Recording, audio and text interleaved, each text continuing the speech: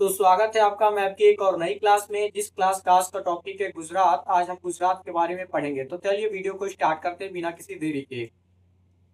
गुजरात का मैप जो है, तो गुजरात जो है वो दो भागों में बटा हुआ है। गुजरात की ये उत्तरी भाग को हम जो है तो कच्छ का रण कहते हैं और दक्षिणी भाग को सौराष्ट्र कहते हैं। यह कच्छ का रण जो है यह पूरी तरह से मरुस्थली है। इसको जो है तो कच्छ का मरुस्थल भी कहा जाता है। कच्छ का मरुस्थल एक क्षारीय मरुस्थल है। क्षारीय मरुस्थल एक ऐसा मरुस्थल होता है जिसकी मृदा का जो पीएच मान होता है वह अधिक होता है। और यहाँ पर नमक की अधिकता है, क्योंकि समुद्री क्षेत्र है, नमक की अधिकता है, जिस कारण यहाँ पर जंगली गधे वगैरह जो तो पाए जाते हैं। तो कच्छ के मरुस्थल में कौन से गधे पाए जाते हैं? जंगली गधे पाए जाते हैं, है ना। कच्छ के रण का यह थोड़ा सा भाग है जिसको हम जो तो सरक्रीक या सरसोता कहते हैं। यहाँ पर जो तो सरक्रीक या सरसोता है, जहाँ पर 24 डिग्री समानांतर रेखा खींचा गया है। यहाँ पर कितना डिग्री समानांतर रेखा, है ना, तो 24 डिग्री, है ना, समांतर रेखा। 24 डिग्री समांतर रेखा खींचा गया है। कच्छ के रण में 24 डिग्री समांतर रेखा खींचा गया है, जो भारत और पाकिस्तान के मध्य की सीमा रेखा है। क्योंकि यहाँ पर जो तो जब पाकिस्तान और भारत का बंटवारा हुआ था, तो यहाँ पर सर क्रीक और सरसोता जो क्षेत्र है वह पाकिस्तान को दे दिया गया था। अब बात करते हैं हम आगे। ये कच्छ का रण हो गया जो एक क्षारीय मरुस्थल है। और यहाँ पर है आपका भुज, है ना। यहाँ पर है आपका भुज। भुज में 26 जनवरी 2001 में, भुज में 26 जनवरी 2001 में, है ना, भूकंप आया था, है ना। भूकंप भी किस दिन आया? जब भारत का जो तो स्वाधीनता दिवस था, उस दिन जो तो भूकंप भी आ गया, है ना। तो 26 जनवरी सन 2000 में जो तो गुजरात के भुज में जो तो भूकंप आ गया था, है ना। यहाँ पर भूकंप वगैरह आते रहते हैं और भुज मूवी भी बनी है जो इसी पर बनी है। और यहाँ पर एक बंदरगाह है आपका, है ना, जिसे कांडला बंदरगाह कहते हैं। वहां पर जो तो कांडला बंदरगाह है। कांडला बंदरगाह जो होते एक ज्वारी बंदरगाह है ना, जहाँ पर व्यापार वगैरह जो तो बहुत ही कम हुआ करते थे। तो सरकार ने जो तो व्यापार को बढ़ावा देने के लिए उस क्षेत्र को जो तो फ्री ट्रेड जोन घोषित कर दिया, है ना, मुक्त व्यापार क्षेत्र घोषित कर दिया, जिस कारण यहाँ पर यह भारत का जो तो सबसे व्यस्त बंदरगाह बन चुका है, कांडला बंदरगाह। और कांडला बंदरगाह जो है वह जो तो पाकिस्तान में कराची बंदरगाह के, है ना, मतलब कि रिप्लेसमेंट में बनाया गया था। जब भारत का और पाकिस्तान का जो तो विभाजन हो गया था, तो जो कराची बंदरगाह था वो पाकिस्तान के हिस्से में चला गया था, है ना। तो इधर वेस्ट जो हमारे इधर आते हैं, मतलब कि विदेशों साइड जो ईरान वगैरह जो क्षेत्र है, उधर व्यापार करने के लिए कोई बंदरगाह नहीं थे। मुंबई बंदरगाह था, है ना, तो बहुत दूर था, है ना। तो पास में यहाँ पर एक बंदरगाह बनाया गया, कांडला बंदरगाह, है ना। कांडला बंदरगाह किसके स्थान पर बनाया गया? तो कराची बंदरगाह के स्थान पर कांडला बंदरगाह, है ना, बनाया गया है। फिर यहाँ पर है आपका जामनगर। यहाँ पर है आपका जामनगर। जामनगर में जो तो एशिया की सबसे बड़ी ऑयल रिफाइनरी कंपनी है ना, एशिया की सबसे बड़ी ऑयल रिफाइनरी कंपनी है, तेल शोधन कारखाना है। कहाँ पर? जामनगर में है। फिर यहाँ पर एक मिलेगा आपको, एक और बंदरगाह मिलेगा, है ना, जिसे ओखा कहते हैं। ओखा भी एक बंदरगाह है ना, जो कि अडानी का है ना। ओखा भी एक बंदरगाह जो कि अडानी का है। यह भी बहुत कृत्रिम बंदरगाह है ना। और फिर यहीं पर आपको मिलेगा द्वारका, है ना, द्वारिका है। यहाँ पर द्वारिका में जो तो आदि गुरु शंकराचार्य ने शारदा पीठ की स्थापना किया था। हिंदू धर्म को बढ़ाने के लिए, जब बौद्ध धर्म जैन धर्म का वर्चस्व था, तो उस समय हिंदू धर्म बहुत ही नीचे हो गया था, है ना। सनातन धर्म हिंदू धर्म को बढ़ाने के लिए आदि गुरु शंकराचार्य ने 4 दिशाओं में 4 पीठ की स्थापना किया था। उसमें से जो पश्चिमी पीठ था वो गुजरात के द्वारका में शारदा पीठ की स्थापना आदि गुरु शंकराचार्य ने किया था। तो द्वारका में कौन सा पीठ है? शारदा पीठ, है ना। तो शारदा पीठ ये हो गया यहाँ पर। यहाँ पर जो है तो आपका पोरबंदर है ना। ये पोरबंदर के बारे में आपने सुना होगा। हमारे राष्ट्रपिता महात्मा गांधी का जन्म 2 अक्टूबर 1869 में पोरबंदर में हुआ था। तो पोरबंदर कहाँ है भैया? गुजरात में है। फिर यहाँ पर एक अगला क्षेत्र आ जाता है आपका, जिसको कहते हैं सोमनाथ, है ना। ये सोमनाथ का मंदिर जो है, इसको 1025 ईस्वी में सोमनाथ के मंदिर को महमूद गजनबी ने लूट लिया था। महमूद गजनबी ने इस मंदिर को लूट लिया था। यहाँ से उसको बहुत सारा सोना वगैरह मिला था, और यहाँ की मंदिरों को भी वो तोड़ दिया था, जिस कारण महमूद गजनबी को जो तो मूर्ति भंजक की भी उपाधि प्राप्त है। फिर अगला क्षेत्र आता है हमारा यहाँ पर जो तो, है ना, भावनगर है। भावनगर को जो तो, और भावनगर में जो तो नमक अनुसंधान केंद्र है। क्या है? नमक अनुसंधान केंद्र भावनगर में है। और भावनगर के आलम में, भावनगर का एक लोकल एरिया है जिसको आलम कहते हैं, है ना। भारत का सबसे बड़ा पोत भंजन, मतलब ये जो बड़ी बड़ी नाव वगैरह होती हैं, जब ये खराब हो जाती है, इनको तोड़ने का कार्य जो है तो कहाँ किया जाता है? भावनगर के आलम नामक क्षेत्र में किया जाता है। तो भारत का सबसे बड़ा पोत भंजन कहाँ है? भावनगर में। भावनगर में कहाँ है? आलम नगर में है ना। भावनगर के आलम क्षेत्र में पोत भंजन कारखाना है ना। जब जहाजें वगैरह जो तो रिटायर हो जाती हैं, तो जहाजों पे बहुत सारे पंखे लगे होते हैं, तो वहां पर जो तो बोली लगती है। जो भी व्यक्ति पंखा ले जाता है वो सारा पंखा जहाज का निकाल ले जाता है। कोई जहाज का पूरा कुर्सी निकाल के ले जाता है ना। कोई जो तो एसी वगैरह निकाल के ले गया, कोई कूलर निकाल के ले गया, कोई जो तो कबाड़ी वाला है लोहा निकाल के ले चला गया, है ना। इस तरह जो तो उस पूरी जहाज को जो तो बेच दिया जाता है ना। अब आगे बढ़ते हैं हम। यहाँ पर ये एक और शहर है जिसको हम कहते हैं भारूच।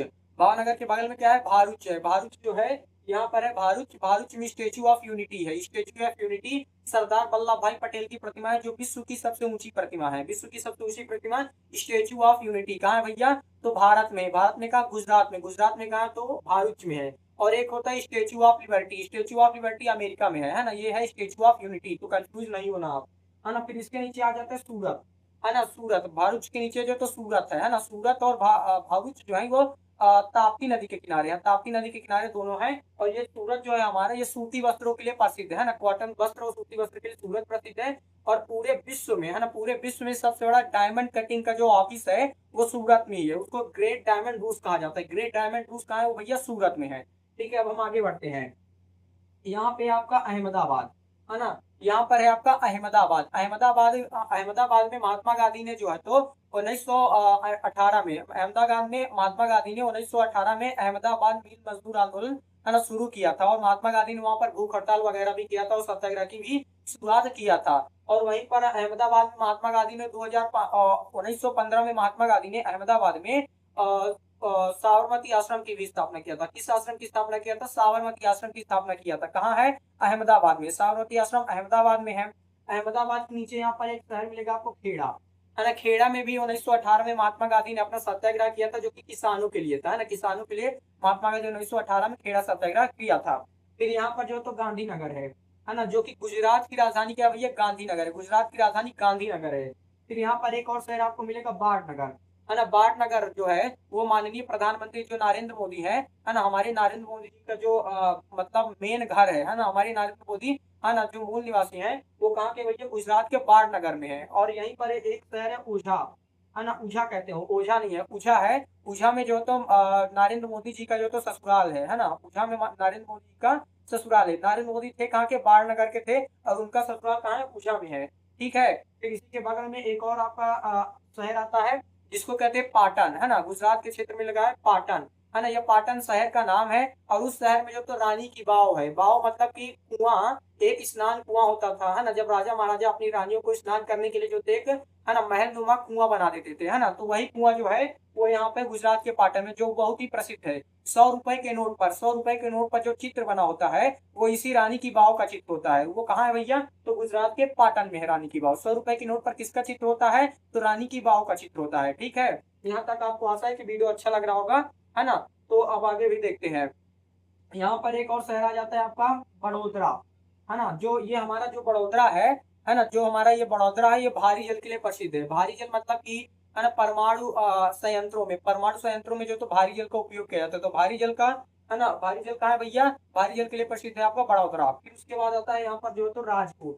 यहाँ पर एक शहर है राजकोट, है ना। राजकोट में जो तो महात्मा गांधी के जो पिता थे वो काम करते थे। महात्मा गांधी के पिता कहाँ काम करते थे, राजकोट में काम करते थे। फिर यहाँ पर आपका आ जाता है जूनागढ़, है ना। यहीं पर आपका आता है जूनागढ़। जूनागढ़ में जो तो गिर राष्ट्रीय उद्यान है। कौन सा राष्ट्रीय उद्यान, गिर राष्ट्रीय उद्यान जूनागढ़ में है ना। गिर राष्ट्रीय उद्यान जो है वो बाघों की सुरक्षा के लिए है ना। गिर राष्ट्रीय उद्यान बाघों की सुरक्षा के लिए है।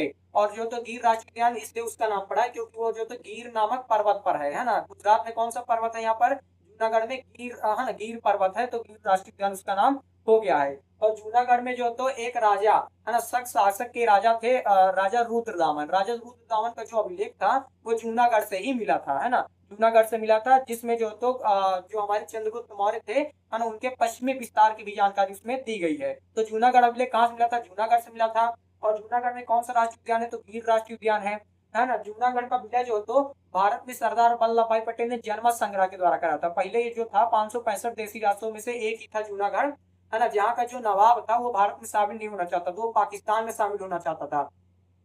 परंतु सरदार वल्लभ भाई पटेल ने क्या किया यहाँ पर, कि जनमत संग्रह करा दिया। और वहाँ के अधिकांश लोगों ने जो तो भारत में रहने के लिए जो तो मत दिया, है ना। पहली बार भारत में जो जनमत संग्रह हुआ तो जूनागढ़ में ही हुआ था। अंग्रेजी में इसको रेफरेंडम कहते हैं। तो वहाँ का जो राजा था, है ना, जो नवाब थे, वो कुत्तों के बहुत बड़े जो तो शौकीन थे, है ना। वो अपने साथ जो तो 1200 कुत्तों को लेकर, है ना, एक जहाज में भरकर जो तो पाकिस्तान चले गए। पाकिस्तान में वहाँ लोगों ने जब बहुत बड़े जहाज को देखा तो वहां पर मोहम्मद अली जिन्ना वगैरह ने सोचा कि बहुत सारा राजा दो धन लेके आया है। जब उसने जो तो अपने 1200 कुत्ते निकाले तो सब हैरान हो गए, है ना। तो ये जूनागढ़ हो गया। जूनागढ़ का विलय भारत में कैसे हो ये आप जान गए।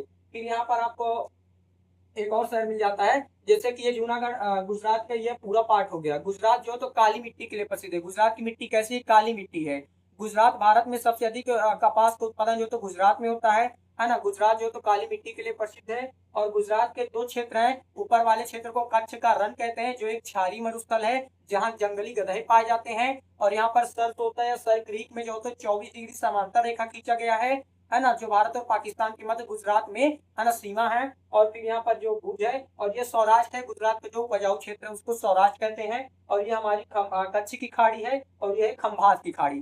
खंभात की खाड़ी में इधर से जो तो एक नदी आती है आपकी जो तो मध्य प्रदेश से होती हुई नर्मदा नदी, और एक और नदी आती है जिसको कहते हैं ताप्ती नदी। नर्मदा नदी और ताप्ती नदी, नर्मदा नदी और ताप्ती नदी जो तो खंभात की खाड़ी में गिर जाती है। और यहाँ से आपके राजस्थान से एक और नदी आती है जिसको साबरमती नदी कहते हैं। साबरमती नदी भी जो तो खंभात की खाड़ी में गिर जाती है। अब आगे देखते हैं। और गुजरात है ना, गुजरात जो है वो भारत का सबसे पश्चिमी राज्य है। पश्चिमी राज्य बोले तो भारत का सबसे पश्चिमी राज्य, उत्तर दिशा हो गई, ये दक्षिण हो गई, ये पूर्व हो गई, और ये सबसे पश्चिमी होगी। तो भारत का सबसे पश्चिमी राज्य क्या है? गुजरात है। भारत में सबसे बड़ी सामुद्रिक सीमा है ना, सामुद्रिक सीमा जो होती है कि मतलब किसी भी देश के है ना मतलब एरिया से सटे हुए समुद्र के क्षेत्र को सामुद्रिक सीमा कहते हैं। जो समुद्र तट है, भारत का सबसे बड़ा सामुद्रिक तट जो होता है गुजरात में ही है ना, जो कि 1600 किलोमीटर लंबा है। भारत का सबसे बड़ा सामुद्रिक तट गुजरात में जो कि 1600 किलोमीटर लंबा है।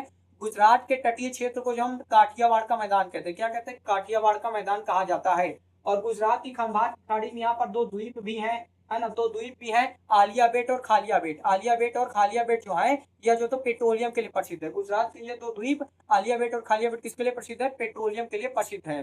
तो आशा है कि आपको वीडियो अच्छा लगा होगा, और वीडियो अच्छा लगा हो तो चैनल को सब्सक्राइब भी कर लेना, वीडियो को लाइक कर देना और बेल आइकन को प्रेस कर देना, ताकि अदर स्टेट की मैं जो वीडियो डालूं वो आपको उसकी नोटिफिकेशन मिल जाए, है ना। तो आगे देखते हैं। गुजरात की ये सारी चीजें हो गई। अगर आपके पास एटलस वगैरह है तो उसमें जो मैंने लोकेशन वगैरह बताई उसको आप टिक कर लोगे तो ये आपको कभी नहीं भूलेगा। और ये बहुत ही सरल था। चलिए हम मिलेंगे नेक्स्ट वीडियो में, तब तक के लिए जय हिंद।